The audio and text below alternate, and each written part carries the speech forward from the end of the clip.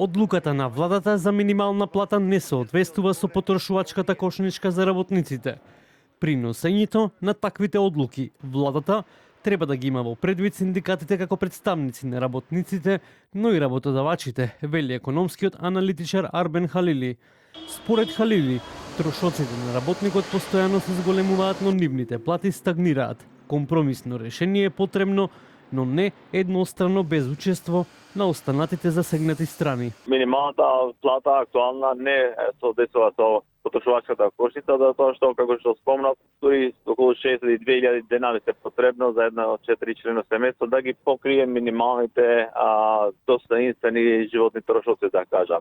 Така да најверојатно ова ќе претрпи и треба да претрпи зголемување и понатаму, со тоа што коректно би било да бидат вклучени сите засегнати страни, и синдикатот, и работодавачите, коморите, но нормално и државата. Вчера, синдикалците посочија дека Сојузот на синдикати на Македонија не отстапува од своето барање за минималец од 500 евра. Законското усогласување кое го донесе владата за првиот човек на УПОС и подпредседател на ССМ Терпе Дејановски е неприфатливо.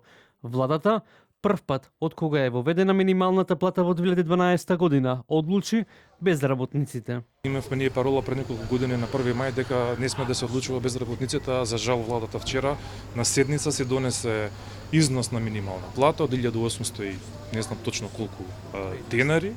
Не, 2200 не е точна, 1800 е точната, 2200 не знам како зашто кажа премиерот.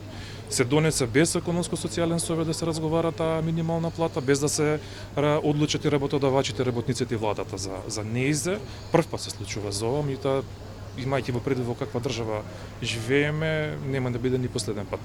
Папаја за владата, трошки за народот. Срамна одлука за зголемување на минималната плата од 1800 денари. Реагираат од СДСМ. Но затоа има пари за манго, папаја, лосос, за приватни авиони и непродуктивни трошења на владата и на незините функционери. За работниците остави трошки и ги остави во сиромаштија, граѓаните да живеат на воздух, а владата на манго и папаја. Срамота. Дополнително, за прв пат откако е воведена минималната плата, оваа власт ја донесе срамната одлука за нејзина корекција сама, без консултација и без да ги слушне барањата на работниците.